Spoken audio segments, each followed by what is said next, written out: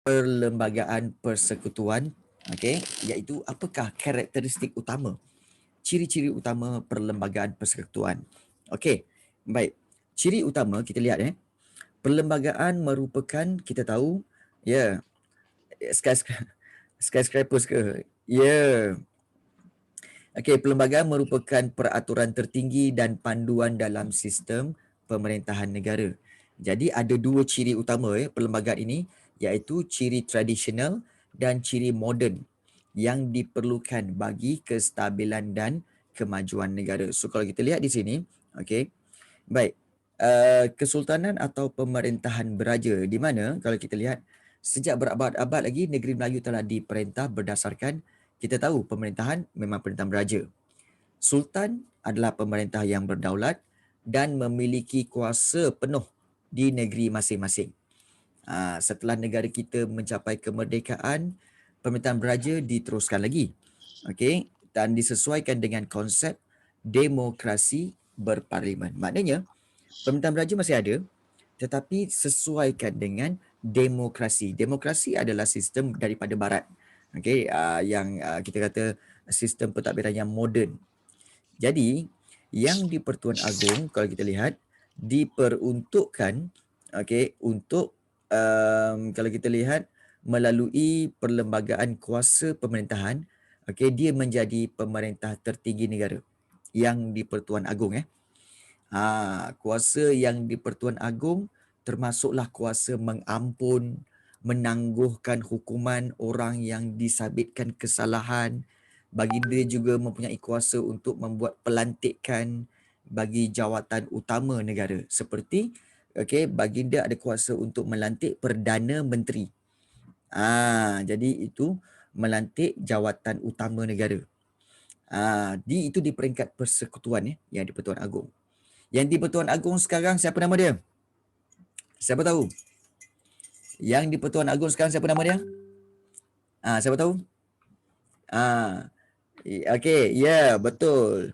Okey, iaitu ianya adalah Sultan Abdullah. Okey, Sultan Abdullah. Anak dia Taim. Okey, iya ke? Okey. Okey, untuk pengetahuan kamu ini kita kongsi-kongsi sama-sama kita lah cikgu cikgu pause record sebenarnya pause akan record tu. Okey. Baik, ini share kita-kita lah Okey, gosip-gosip. Sebenarnya Sultan Abdullah ni hebat tau. Okey. Sultan Abdullah ni hebat. Sultan Abdullah adalah sultan daripada negeri Pahang. Yang di Pertuan Agong kita ni memang hebat. Anak-anak dia comel, yes. Anak-anak dia comel sebab anak-anak dia datang daripada dua orang isterinya. Dua orang isterinya. Okey. Dan yang salah satu isterinya adalah yang sedia ada ni lah, yang menjadi permaisuri tu lah. Dan ada seorang lagi isteri adalah bekas pelakon. Dia Julia Rais. Julia Rais dulu tahun-tahun 80-an 90-an memang top gila lah.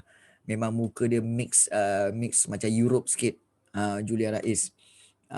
Jadi dia memang hebat lah. Okey, memang hebat. Pelakon Julia Rais tu masa zaman kegemilangan dia, masa zaman dia berlakon dulu, Julia Rais tu macam dia punya top tu macam Niloufar lah. Macam Niloufar sekarang lah. Dia punya top dulu. Okey, jadi itu Agong lah kan.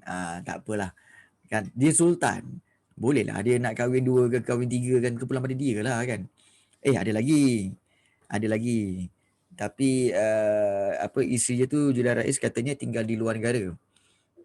Tinggal di luar negara. Jadi itulah yang berlaku. Jadi dia sultan. Bolehlah kan. Kita ni rakyat biasa, mana mampu. Okey. Jangan buat Ashraf semua jangan buat Azim jangan kan. Okey. Gila. Okey. Macam dia jadi permaisuri, okey, yang akan jadi permaisuri anda mampu untuk mengubahnya. Dia ni. Okey. Sebenarnya yang akan menjadi permaisuri adalah isteri yang pertama, dan isteri yang pertama itu pastinya adalah daripada keturunan raja. So kalau raja dengan permaisuri adalah keturunan raja, maka anak dia boleh dilantik untuk menggantikan sultan. Tapi kalau dia ada anak, dia sultan kahwin dengan orang biasa, so anak orang biasa itu tidak akan jadi permaisuri dan anak itu tidak akan jadi sultan. Ah, tak tahu, wallahu alam. Yes. Okey. Boleh tak ada, putri mana? Takkan kahwin dengan anak sendiri, kau ni apalah. Kan? Ya, Julia Rais bukan keturunan raja. Bukan. Bukan keturunan raja. Jadi itu sebenarnya. Okey. Yes, betul. Ya. Oh, puteri lain. Boleh. Puteri negara lain boleh. Boleh. Yang maknanya kalau seseorang raja kahwin dengan puteri lain boleh. Tak ada masalah. Okey. Raja nak kahwin 2, kahwin 3 pun boleh, tak ada masalah. Kan? Ini telah ditunjukkan oleh Sultan Melaka sekalipun. Sultan Melaka dulu kan Sultan Mahmud Shah tu. Kan dia dah kahwin dengan puteri, dia dah kahwin dengan Tun Teja. Dah kahwin dengan Tun Teja, nak kahwin pula dengan puteri Gunung Ledang pun boleh je. Okey. Itu sebenarnya boleh je. Macam dia orang date. Ya, Sultan Kelantan kahwin dengan model boleh je. Kan? Macam mana tu? Ya. Kedua kalau tak cikgu. Kedua. Kan. Itu gosip-gosip. Jangan banyak-banyak gosip. Sudah. Kan? Okey. Kan. Jadi itu raja-raja. Ya.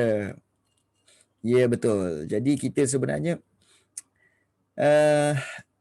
kahwin 2 tu ialah kalau yang berharta, yang boleh adil tak apalah kan. Yang berharta yang adil tak apa, bolehlah kahwin 2. Kahwin 2 ke kahwin 3 ke kan.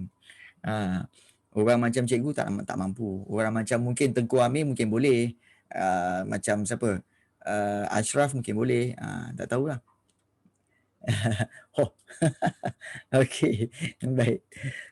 Boleh jadi ni, boleh. Okey, baik, kita sambung. Baik. Pada peringkat negeri pula. Cikgu redha jelah kan. Okey. Pada peringkat negeri, raja merupakan ketua negeri dan pada baginda terletak kuasa eksekutif yang dilaksanakan melalui nasihat Majlis Mesyuarat Negeri. Raja, okey, raja mempunyai kuasa mengampun dan menangguhkan hukuman kepada mereka yang disabitkan kesalahan, okey, oleh mahkamah serta pelantikan jawatan utama negeri. Dan raja dikenali sebagai tonggak kehormatan dan keadilan yang membolehkan baginda mengurniakan anugerah, penghormatan dan bintang kehormat kepada individu-individu yang terpilih lah. So, itu ciri tradisional. Mesti ada kesultanan, atau pemerintahan beraja. Boleh. Nak ada impian tak ada masalah. Nak kahwin dengan anak raja pun boleh. Kalau tak jumpa anak raja, mungkin boleh cari katak. Kok mana tahu boleh cium katak tu bertukar menjadi putera raja, kita tak tahu. Pun boleh cubalah, kan? Tak apalah. Okey. Okey. Kan, putera katak ya. Baik. Itu sebenarnya. Okey. Kemudian Dina. Okey, Danish. Okey, ciri tradisional kita tahu ada kesultanan atau pemerintahan beraja. Okey. Manakala kalau kita lihat ciri, selain daripada itu ya, kita pergi kepada ciri tradisional dulu ya. Yang pertama, kesultanan atau pemerintahan beraja, itu confirm. Okey. Kemudian yang kedua kita nak lihat iaitu agama Islam. Di mana ciri tradisional yang kedua itu agama Islam, di mana peruntukan perlembagaan berkaitan dengan agama Islam merupakan antara ciri tradisional. Pada zaman British, raja di negeri Melayu tidak perlu menerima nasihat daripada penasihat British berkaitan dengan hak dan kedaulatan raja, adat istiadat orang Melayu dan agama Islam. Sebab penasihat British mana tahu, kan? Jadi berkaitan agama Islam tu semua itu adalah itu adalah di dalam bidang kuasa raja. Jadi selepas merdeka, agama Islam bagi negeri Melayu terletak di bawah kuasa raja di negeri masing-masing, dan bagi wilayah persekutuan dan negeri yang tidak beraja, okey, agama Islam ini atau perkara ini terletak di bawah kuasa yang di-Pertuan Agong.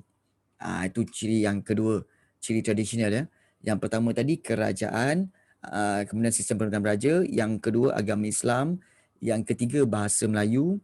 So sejak zaman Kesultanan Melayu Melaka lagi, bahasa Melayu digunakan dalam pemerintahan. So bahasa Melayu menjadi lingua franca, iaitu bahasa pertuturan dalam perdagangan ya, itu lingua franca, dan memainkan peranan sebagai bahasa ilmu. Kini bahasa Melayu menjadi bahasa kebangsaan dan bahasa rasmi di negara kita. Itu tentang yang ketiga, bahasa Melayu. Dan yang keempat, kedudukan orang Melayu dan Bumiputera, di mana sebelum merdeka, orang Melayu dan Bumiputera adalah di bawah kuasa raja dan ketua-ketua peribumi. Peribumi ni maknanya adalah ketua-ketua suku kaum yang ada di Sabah dan Sarawak. Seperti ketua bagi suku kaum Iban, suku kaum Kadazan. Itu orang-orang Bumiputera. Jadi apabila negara kita merdeka, yang di-Pertuan Agong diberi tanggungjawab memelihara kedudukan istimewa orang Melayu ini dan Bumiputera Sarawak dan Sabah, serta kepentingan sah kaum-kaum lain juga diakui. Itu ciri tradisional. So ingat, ciri tradisional ada 4, iaitu kerajaan ataupun sistem pemerintahan beraja, agama Islam, bahasa Melayu dan juga kedudukan orang Melayu dan Bumiputera. Itu ciri tradisional. Bagaimana pula dengan ciri moden? Ciri moden. Ciri moden adalah yang pertama sekali kita lihat iaitu kerajaan persekutuan. So antara perkara utama yang disebut dalam perlembagaan persekutuan termasuklah mewujudkan satu sistem kerajaan persekutuan. Persekutuan ni maksudnya adalah kerajaan di mana negeri-negeri yang ada kerajaan negeri masing-masing, tapi disekutukan ataupun disatukan di bawah satu pemerintahan pusat yang dipanggil pemerintahan persekutuan. Itu dipanggil sistem kerajaan persekutuan. Okey. Jadi, laporan Suruhanjaya Perlembagaan Persekutuan Tanah Melayu menyarankan kerajaan persekutuan dan kerajaan negeri diberi kuasa dalam bidang-bidang tertentu. Dan apabila Malaysia dibentuk, Sarawak dan Sabah juga diberi beberapa autonomi. Autonomi ni maknanya kuasa-kuasa mutlak mereka. Contohnya immigration, kemudian juga ada mahkamah adat. Itu adalah diberi kuasa autonomi kepada Sarawak dan Sabah. Okay. Yes, autonomi itu maknanya adalah kuasa mutlak yang mana kerajaan persekutuan tidak boleh ganggu. Okay, contohnya macam mahkamah adat, di mana kalau ada berlaku pelanggaran adat istiadat oleh suku kaum tertentu di Sarawak dan Sabah, hanya mereka sahaja yang boleh putuskan. Okey, hakim pun datang daripada mereka yang boleh putuskan tentang siapa yang bersalah, siapa yang tak bersalah, apakah hukuman dia. Dan ini tidak akan masuk campur oleh kerajaan persekutuan. Kerajaan persekutuan takkan masuk campur sebab itu bidang kuasa yang memang mutlak di Sarawak dan Sabah. Itu dipanggil autonomi. Kan? Itu sebenarnya autonomi lah. Ya, sebab suku kaum masing-masing ada adat masing-masing, yang mana itu bukan bidang kuasa kerajaan persekutuan. Itu autonomi ya. Baik. Kemudian okey, yang kedua bahagian yang ini iaitu apa tahu, yang ciri moden iaitu sistem demokrasi berparlimen, di mana perlembagaan persekutuan negara kita ni memperuntukkan sistem demokrasi di Malaysia. Kita tak pakai republik, kita tak pakai komunis, kita tak pakai demokrasi berautoriti, tidak. Kita tak pakai sistem raja berkuasa mutlak atau monarki, tidak. Kita pakai demokrasi. Itu sistem kita ya. Dan asas kepada demokrasi ialah pilihan raya umum pada tahun 1955. Itu asas dia. Itu permulaan kepada demokrasi negara kita. Apabila berlakunya pilihan raya umum pada tahun 1955 yang kita tengok tahun lepas kan kita tengok ada orang nyanyi lagu marilah mari itu lagu baru, lagu lama apa mengundilah juga macam tu kan, kita ada tengok dulu kan yang mata dia menakutkan sikit tu. Okey. Okey, ingat lagi kan, itulah dia mengundi. Kemudian lagu tu, tujuan utama pilihan raya adalah untuk memberikan kebebasan kepada rakyat memilih wakil pemimpin dan menubuhkan kerajaan. Bagi menentukan pilihan raya dapat dijalankan dengan adil, maka ditubuhkanlah SPR iaitu Suruhanjaya Pilihan Raya. Dan badan ini bertanggungjawab sepenuhnya untuk menjalankan pilihan raya. So pilihan raya ada pilihan raya persekutuan untuk memilih wakil bagi membentuk kerajaan persekutuan. Apa yang susah, Nash? Kemudian pilihan raya negeri memilih wakil untuk membentuk kerajaan negeri. Sebab itu, memberi kebebasan kepada rakyat memilih wakil pemimpin dan menubuhkan kerajaan. Kamu diberi kuasa untuk memilih siapa sahaja siapa sahaja untuk menjadi pemimpin. Kan? Nanti cikgu naik menteri, cikgu nanti oh ya Azim. Cikgu naik menteri. Okey, harus diingat kadang-kadang orang yang macam cikgu orang yang mengajar sejarah macam cikgu, mengajar sejarah, nampak mungkin kamu kata macam, cikgu ni berwibawa untuk menjadi menteri. But in the end, bila cikgu jadi menteri, mungkin tak jadi yang hebat. Mungkin tak jadi yang sebaik yang cikgu cakap. Sebab bidang tu berbeza. Okey. Contoh jelas apa tahu? Kamu lihat macam Donald Trump. Donald Trump dia ahli perniagaan yang hebat. Okey, memang hebat. Okey, ahli perniagaan yang memang hebat, dia businessman yang memang hebat. Tetapi apabila dia jadi presiden, dia tak jadi presiden yang hebat. Nampak tak? Sebab bidang yang berbeza di luar daripada bidang dia. Jadi sebab itu kita perlu memilih orang yang dalam bidang dia. Kalau kita salah pilih orang yang dalam bidang dia, maka tidak akan dapat kecemerlangan. Jadi kita kena cari orang yang benar-benar boleh memimpin, kita pilih dia. Kalau kamu suruh cikgu jadi pemimpin, takut nanti tak jadi. Kan? Oh ya ke? Okey. Apa alasannya Dini kalau kamu kata cikgu sejarah boleh rasa hebat boleh jadi pemimpin? Siapa menteri yang bagus kat Malaysia? Okey. Rata-ratanya kalau dalam bidang pentadbiran semuanya bagus. Semuanya bagus. Cuma bila ada pembabitan agenda peribadi itu yang menjadi tak bagus. Agenda untuk mengkayakan diri sendiri. Yes. Menteri yang bagus adalah menteri yang buat menteri yang buat kerja. Uish, serius lah Nash. Dini Hazirah, the next one Azizah. Okay, I see. Okay, the next one Azizah. Okay, so siapa Anwar Ibrahim? Kan? Siapa Anwar Ibrahim? Bukan Cikgu Rafi kan? Bukan. Okay. Okay, baik. So, itu sebenarnya. Okay, baik. Kita lihat. Gila. Okay, baik. So, itu yang dua, sistem demokrasi berparlimen ya. Okay. Ada juga yang berimpian nak jadi menteri ya. Boleh, tak ada masalah. Belajar betul-betul. Okay.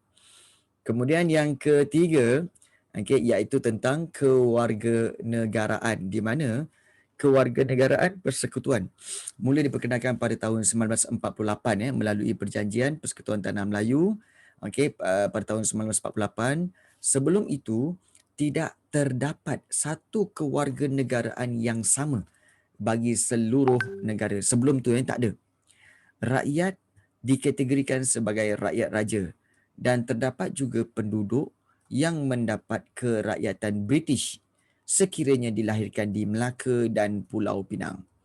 Jadi, kemerdekaan tanah Melayu dan pembentukan Malaysia melahirkan satu taraf kewarganegaraan yang sama kepada rakyatnya.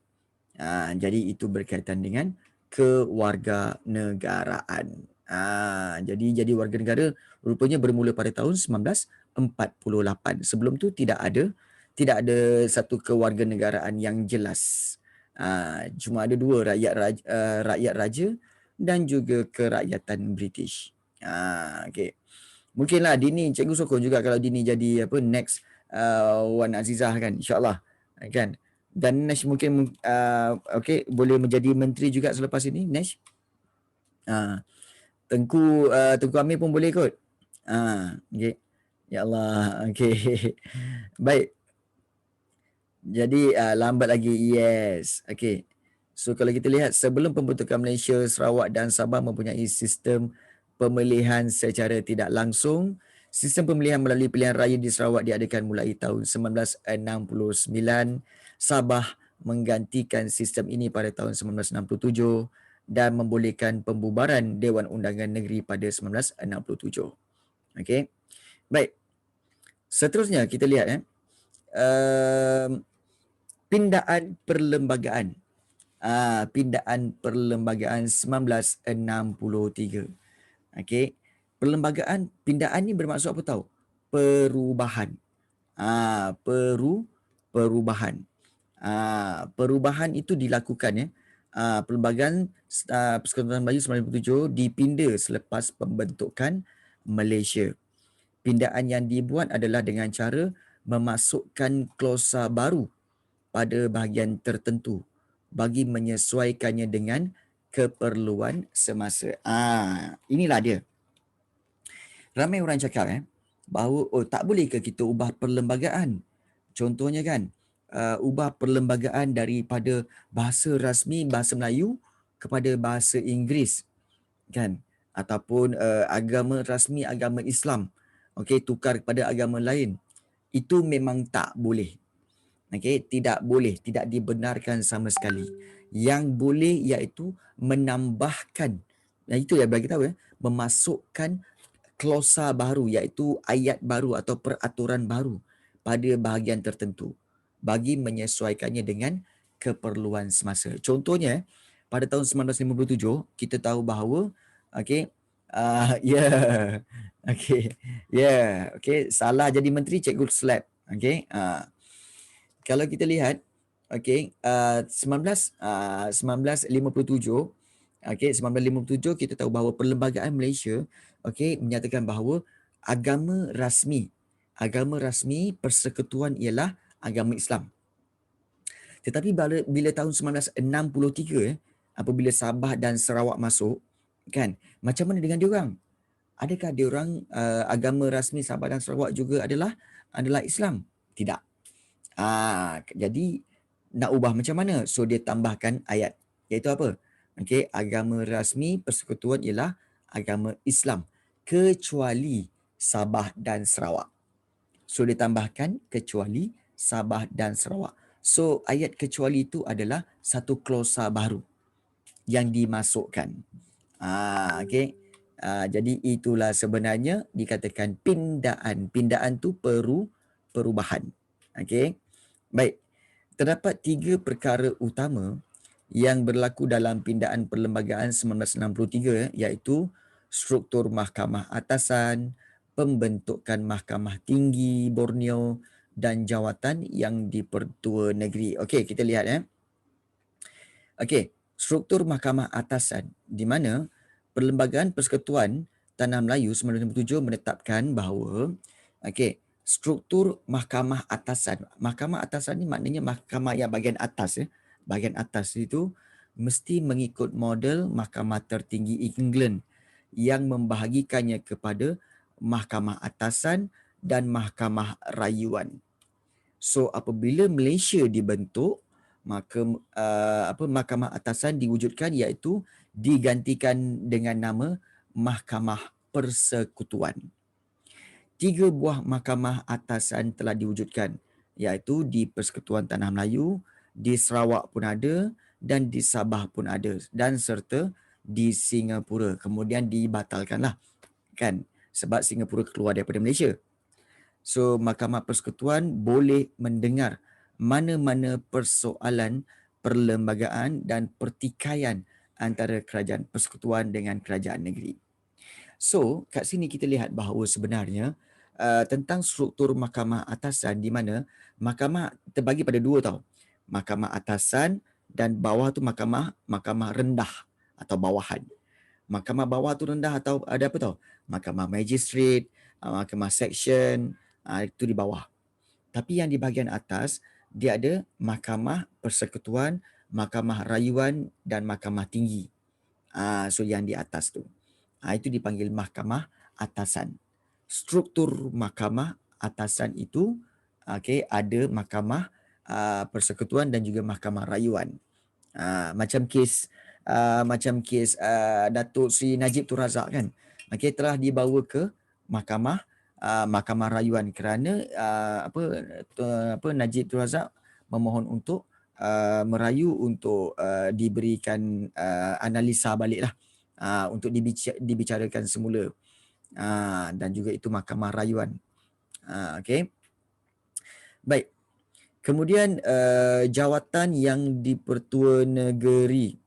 Okey, kalau kita lihat jawatan yang di-Pertua Negeri ini apabila Malaysia dibentuk, Sarawak dan Sabah diketuai oleh yang di-Pertua Negeri yang dilantik oleh yang di-Pertuan Agong, dan dalam menjalankan tugasnya yang di-Pertua Negeri perlu mengikut nasihat Majlis Tertinggi bagi Sarawak dan Kabinet Negeri Sabah. Okey, kita tahu bahawa Sabah dan Sarawak tak ada sultan. Memang tak ada sultan.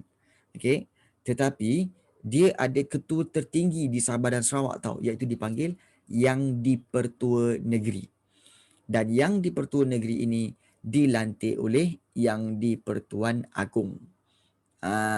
Dan dalam menjalankan tugasnya, yang di-Pertua Negeri ini akan dibantu oleh Majlis Tertinggi. Maknanya dia ada macam Dewan Undangan Negeri lah. Ahli-ahli Parlimen Negeri lah. Itu dipanggil Majlis Tertinggi. Bagi membantu pemerintahan di Sarawak, dan ada Kabinet Negeri bagi Sabah. Dan pindaan perlembagaan seterusnya pada tahun 1965 apabila Tunku Abdul Rahman, Putera Al-Haj selaku Perdana Menteri Malaysia membawa usul pindaan perlembagaan yang dinamakan Pindaan Singapura di Parlimen pada 7 Ogos 1965. Parlimen meluluskan usul ini yang membolehkan Singapura keluar daripada Malaysia. Nampak tak? Oleh itu, semua perkara berkaitan dengan Singapura dimansuhkan dalam Perlembagaan Malaysia Pindaan 1965. Contohnya dari segi immigration, keuangan, hubungan luar negara dan juga pertahanan, semua ini telah dimansuhkan untuk Singapura sebab 1965 Singapura keluar dari Malaysia. Kenapa keluar daripada Malaysia? Kerana ada isu perkauman. Isu perkauman. Jadi Tunku Abdul Rahman, kita lihat di sini ya. Menghadiri persidangan akhbar bagi menerangkan kepada wartawan tentang perkara yang menyebabkan pemisahan Singapura daripada Malaysia. Jadi kalau kita lihat, Singapore je dapat dollars. Ya, dia gunakan Singapore dollars. Ya, So Malaysia sebuah negara yang unik yang mempunyai perlembagaan berasaskan ciri tradisional dan moden. Kedua-dua ciri ini saling melengkapi antara satu sama lain lah. So apabila dibentuk, kalau kita lihat apabila dibentuk, pindaan perlembagaan dilakukan. Ada beberapa pindaan perubahan dilakukan bagi menyesuaikannya dengan Sarawak dan Sabah. Jadi sebagai rakyat Malaysia, kita bertanggungjawab mempertahankan perlembagaan demi kedaulatan negara. Baik. Baik, bagus soalan Nash. Nash tanya, bila ringgit Malaysia akan jadi mahal? Sebenarnya ringgit Malaysia kalau jadi mahal pun sebenarnya akan merugikan. Kalau menjadi murah pun rugi juga. Jadi Malaysia akan meningkat dia punya ringgit Malaysia apabila ekonomi meningkat. Yes. Okey, siapa yang belajar ekonomi dia tahulah. Okey, bahawa ya, kalau ada orang melabur di Malaysia ni, maka akan meningkatlah mata wang negara kita ya. Jadi kena bawa masuk pelabur-pelabur ke dalam negara. Baik. So inilah dia pembelajaran bab 2 yang kamu pelajari, iaitu tentang latar belakang sejarah perlembagaan persekutuan, sejarah penggubalan perlembagaan persekutuan, ciri utama perlembagaan persekutuan dan juga pindaan-pindaan perlembagaan persekutuan pada 1963 dan 1965. Bab ni tak banyak sangat. Okey, tak banyak sangat dia punya penerangan. Maka bab 2 ini dah pun tamat. Ada soalan? Ada soalan nak tanya? Orang Malaysia pun melabur kat laut. Untung lagi tinggi. Susah sikit. Yes. Betul.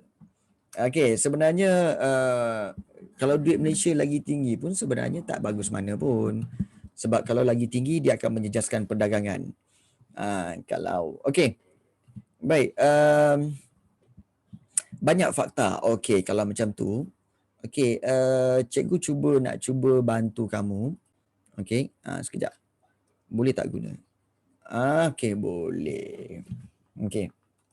Baik. Why not? Kita akan cuba untuk buat ni nak. Okey. Mahkamah atasan. Okey, mahkamah atasan sebenarnya. Okey. Dia mahkamah macam ni tau mahkamah. Okey, cikgu tunjukkan dalam ni. Okey, mahkamah tu sebenarnya macam ni. Okey. Baik. Okey. Baik. Mahkamah ni sebenarnya terbagi kepada 2. So yang ini adalah mahkamah atasan. Okey. Dan yang ini mahkamah bawahan. Okey. Bawahan. Okey. So mahkamah atasan ni, yang atas ni adalah mahkamah dipanggil persekutuan. Dan yang ini dia terdiri daripada okey. Okey, persekutuan. Shut up Edina. Okey. Kemudian yang ini ada mahkamah rayuan.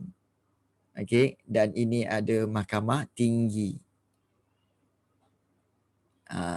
Okey, mahkamah tinggi. Jadi yang dekat sini ada mahkamah lain. Okey, yang ini mahkamah section. Okey. Kemudian ini mahkamah magistrate.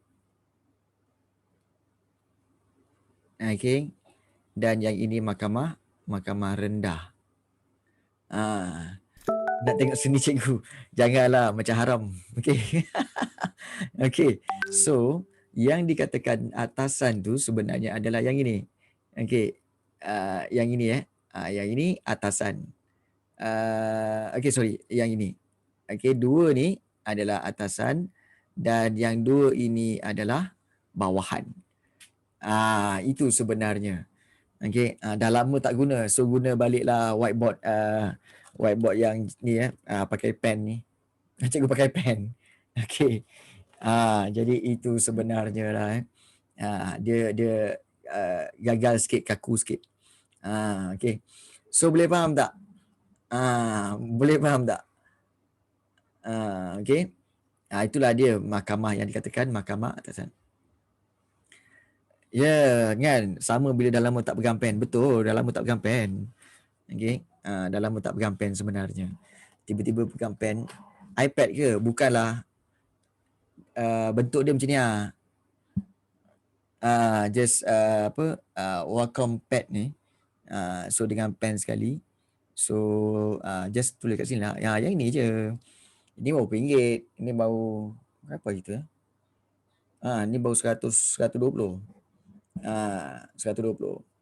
Jadi senang, ada pen dia sekali kan. Buat apa nak beli benda mahal? Benda kita beli murah yang boleh pakai jalan lah. Kan? Tidak beli yang circus tu. Okey. Kan? Okey, baik. Sebelum Okey. Sebelum itu, okey, cikgu nak cuba bantu kamulah. Bantu kamu, yes. Okey, bantu kamu dengan kita lihat bab ini sebenarnya. Okey. Tentang berkaitan bab 2 ni. Alamak. Okey. Okey. Oh, okey. Nasi goreng Terima kasih sayang. Bismillahirrahmanirrahim. Basuh dulu. Oh. Tak okey.